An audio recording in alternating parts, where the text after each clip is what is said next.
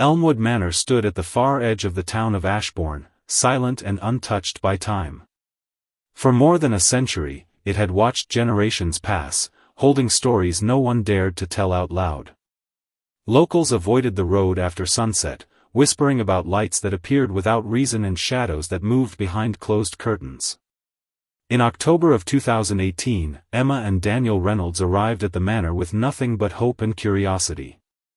To them, it was simply a beautiful house offered at an unusually low price. They saw opportunity, not warning. What they didn't know was that Elmwood Manor was not empty. It was listening. And once someone entered its walls, it never truly let them leave unchanged. The first few days inside Elmwood Manor felt quiet, almost peaceful. The house was empty, its rooms echoing softly as Emma and Daniel unpacked their belongings. Sunlight made the dust glow, and during the day, the manor felt harmless. But at night, the silence became heavier. Sounds began to emerge without explanation.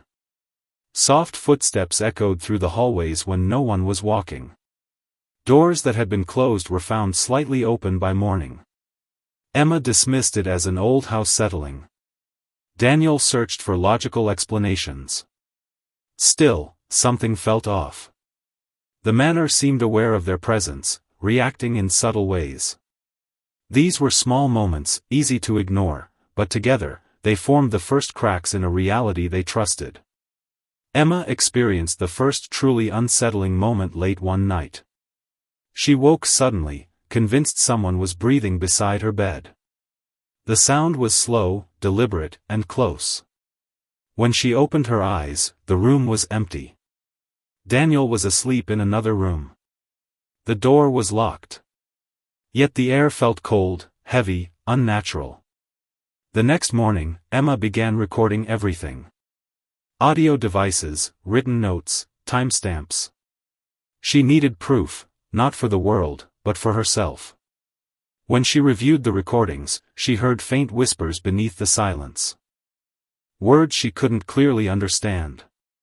The manor was no longer just making noise. It was responding. Watching. Remembering. As days passed, Daniel began researching the history of Elmwood Manor. Old records revealed a disturbing pattern. Previous owners never stayed long. Some left suddenly. Others suffered mental breakdowns. A few died under unexplained circumstances. In the manor's library, Emma discovered a hidden room behind a false wall. Inside were old diaries, personal items, and strange symbols carved into the wood. One diary described voices at night. Another mentioned shadows that watched silently. These accounts were decades old, yet painfully familiar. It became clear that what Emma and Daniel were experiencing was not new. Elmwood Manor had done this before. And it was doing it again. The basement was where Daniel felt it most. A sudden drop in temperature. A pressure in the air that made breathing difficult. Whispers repeated phrases he had spoken earlier that day. Objects shifted slightly when he turned away. Emma captured strange shapes in photographs, figures that were not there when the picture was taken. Sleep became impossible. Their dreams were filled with unfamiliar faces and memories that didn't belong to them. The manor was no longer hiding. It was revealing itself slowly, carefully, feeding on fear and attention. And without realizing it, Emma and Daniel were becoming part of Elmwood Manor's long, unfinished story. Emma began to notice that the strange activity followed a pattern. Almost every major disturbance occurred at the same time each night. Exactly at 1:13 a.m., the manor seemed to awaken. An old grandfather clock in the hallway, long believed to be broken, began chiming at that hour. Not once. Not twice. Every night. The clock did not follow normal time. It struck 13. Emma captured the sound on audio recordings, clear and unmistakable. With every chime, the air inside the manor grew colder. Lights flickered. Doors trembled. It felt less like coincidence and more like a signal. As if Elmwood Manor was announcing something. Or someone. To understand what was happening, Emma installed thermal cameras throughout the house. The results were disturbing. Cold spots appeared suddenly, forming shapes that resembled human figures. These shapes moved slowly through hallways, stopping near bedrooms and hidden rooms. Daniel watched the footage repeatedly, searching for logic. Faulty wiring. Structural drafts. Equipment failure. None of the explanations fit. The cold spots reacted to movement and emotion, intensifying during moments of stress. The house was not random. It was selective. Something inside Elmwood Manor was responding directly to them. And it knew exactly where they were. One night, Emma entered the upstairs bathroom and froze. The mirror had cracked from top to bottom. No sound had been heard. No impact recorded. When she raised her camera, the reflection showed something behind her. A tall, blurred shape standing unnaturally still. When she turned around, the room was empty. The image remained on camera.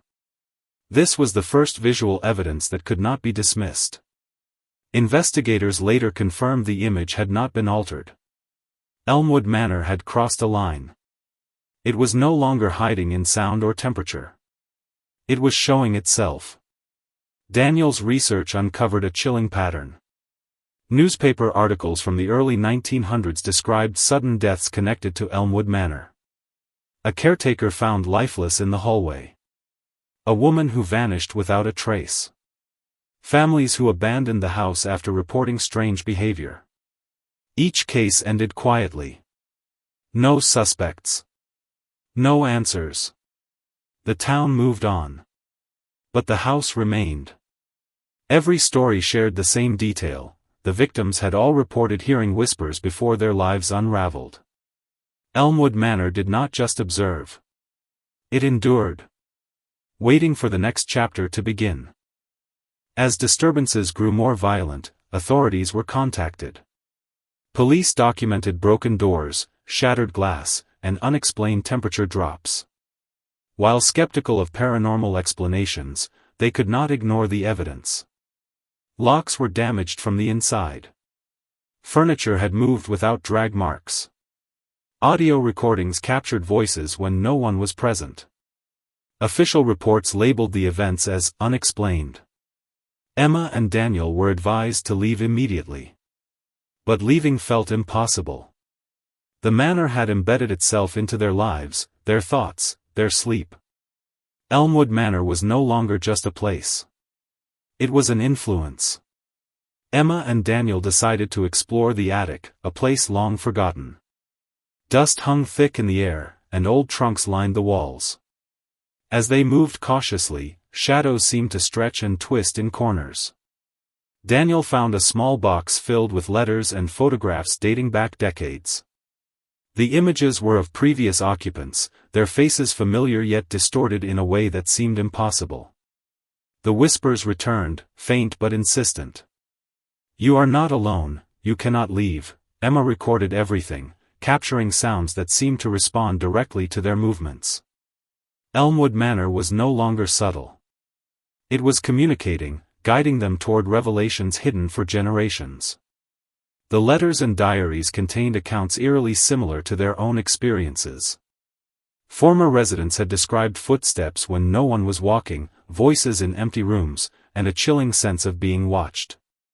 Some wrote about shadowy figures appearing in mirrors.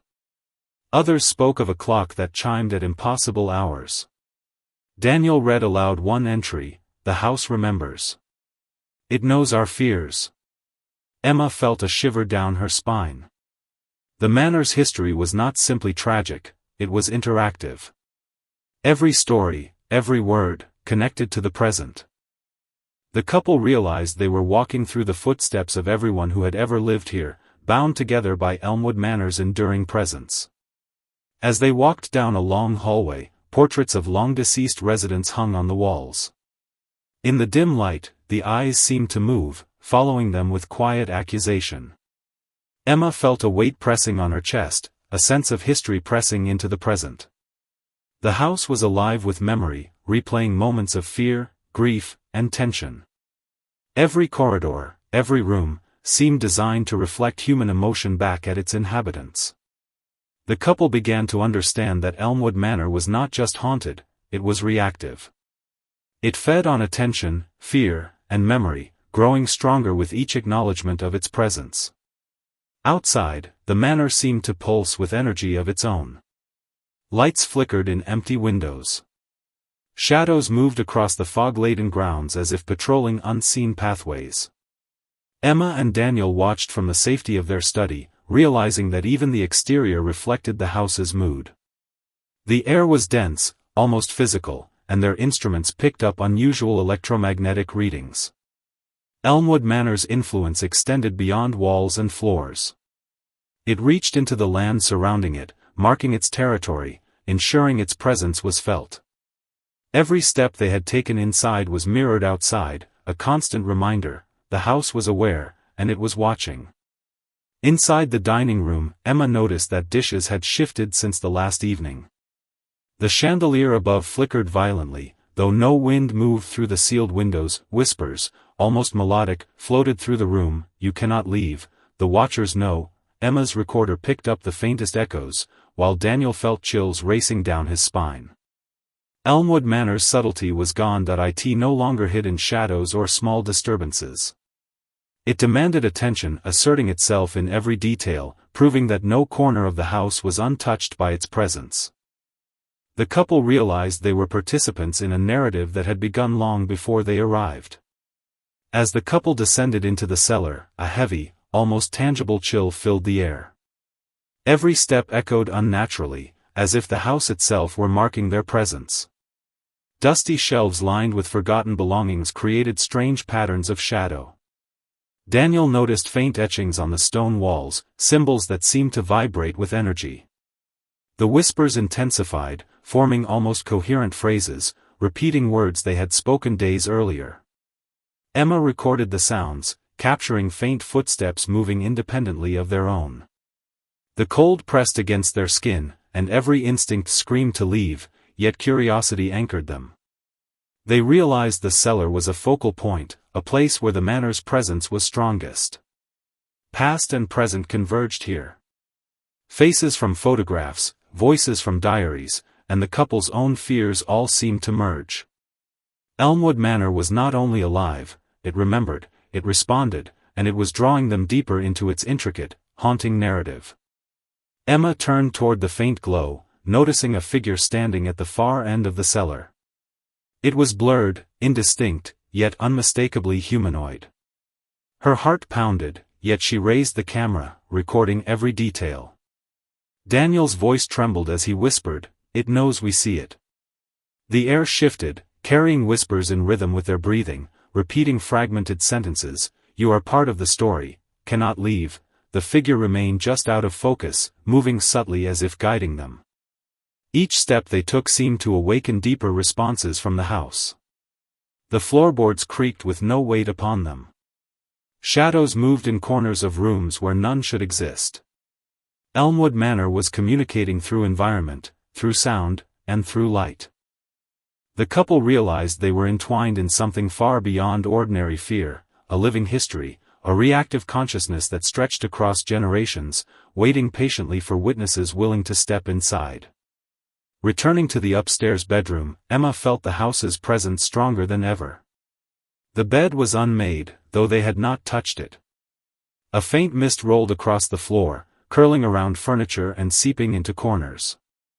Shadows, subtle yet unmistakable, shifted as if observing their every move. Audio recordings captured soft, deliberate footfalls pacing the room, yet no one was there. The couple began to understand the manor's rhythm. When fear, curiosity, or stress peaked, so did the house's manifestations. It amplified emotions, projected memories of past inhabitants, and reflected them back, creating a looping dialogue between the living and the echoes of history. Every photograph, diary, and newspaper clipping now carried more weight. The house did not just hold history. It used it, manipulating environment, sound, and perception to remind its occupants that Elmwood Manor was in command. Each moment inside blurred the line between reality and memory, leaving the couple trapped in a web they could not yet untangle. By dawn, exhaustion and awe gripped Emma and Daniel. The events of the night replayed in their minds, the manor's influence lingering in every sensation. Outside, sunlight struggled to break through the morning mist, touching the mansion's tall windows with pale gold. Long shadows stretched across the overgrown gardens, as if reaching toward them. Elmwood Manor had left its mark, on their nerves, on their perception, and on their understanding of history itself. They realized that leaving the house physically would not erase its influence, its presence was woven into memory, shadow, and sound. Every creak, every whisper, every distorted image of past residents now resided in their minds. The mansion was a living archive, and they were both witness and participant. Even in daylight, its power lingered, subtle yet undeniable, a reminder that Elmwood Manor's story did not end when people walked away. It endured, silent yet potent, always watching. In the study, surrounded by journals, audio recordings, and photographs, Emma and Daniel reviewed their findings. Each piece of evidence told a story spanning decades: whispers, shadows, sudden cold, and objects moving without cause. The house's intelligence, or perhaps its memory, was evident in the way it manipulated environment and perception. Daniel traced connections between historical events and the strange occurrences they witnessed. Emma analyzed the patterns in audio, discovering that phrases repeated by the house often mirrored fears or thoughts expressed earlier. Elmwood Manor was not simply a building, it was a repository of human emotion, tragedy, and obsession. They had become part of its timeline, witnesses to centuries of history replayed through sound, shadow, and subtle movement. The realization left them both frightened and awed, knowing that leaving the house would not free them from its lingering influence. That evening, in the grand dining room, the house displayed its power openly. Dishes were shifted slightly, the chandelier flickered violently, and shadows in mirrors moved independently of any person present. Whispered voices formed sentences, clear yet haunting: "You cannot leave, the watchers see." Emma and Daniel were now aware that Elmwood Manor responded to attention and observation. Every motion, sound, and glance seemed recorded by the house itself. The couple realized they were no longer just observers, they were participants in an ongoing story. Every action they took triggered new events, each more vivid than the last. The mansion's centuries of memory, grief, and fear converged in this room, demonstrating that Elmwood Manor's influence was both deliberate and inescapable. Using thermal cameras, Emma captured patterns invisible to the naked eye. Cold spots formed shapes resembling human figures, moving slowly through hallways and rooms. They reacted to the couple's presence, intensifying when emotions rose. Daniel reviewed the footage repeatedly, finding no conventional explanation. The house appeared to observe, react, and even anticipate behavior. The boundary between reality and perception blurred, leaving them unsure of what was human and what belonged to Elmwood Manor. The mansion's activity was consistent with patterns found in diaries and photographs from past occupants. Its memory was alive. And now, it had added Emma and Daniel to its records, ensuring that their presence, and fear, would become part of the house's long, unbroken narrative. Emma set up multiple cameras to document the phenomena. As she adjusted the angles, shadows moved across the room without a source, sometimes lingering near corners or doorways. Her audio devices recorded soft whispers, almost conversational in nature. Daniel noted changes in air pressure, temperature, and sound, all synchronized with events captured on video. The couple understood that they were witnessing something beyond normal comprehension. Elmwood Manor was not just haunted, it was reactive, intelligent in a way that combined environment, history, and emotion. They could not predict its next move. Every sound, every shadow, every chill was part of a complex system that had endured for generations, shaping the experiences of every person who entered its walls. Night fell again over Elmwood Manor. From the outside, the house seemed alive, its windows glowing intermittently, shadows flitting across the curtains. Fog rolled across the grounds, creating a barrier between the mansion and the outside world. Emma and Daniel felt the house's presence even through the walls, its history pressing down, whispering reminders of past residents and untold tragedies. They realized that Elmwood Manor was not a place one could leave in the traditional sense. Its memory, its energy, and its influence extended far beyond bricks and mortar. The house had claimed their attention, their senses, and their understanding of reality. Every experience, every observation became part of the mansion's ongoing story, intertwining past and present in ways neither could have imagined. Finally, Emma and Daniel left Elmwood Manor. The morning sun broke through the lingering mist, casting long shadows across the overgrown gardens. Though physically removed, the influence of the house remained. Every sound, shadow, and whisper was etched into memory. They had become witnesses to centuries of fear, grief, and human emotion, intertwined with the building's presence. Elmwood Manor endured, silent but potent, a living archive of those who had entered its walls. Emma later wrote that understanding the manor was not about conquering fear, but acknowledging it. The house had left its mark, not just on the property, but on their perception, reminding them that some places never truly release those who encounter them.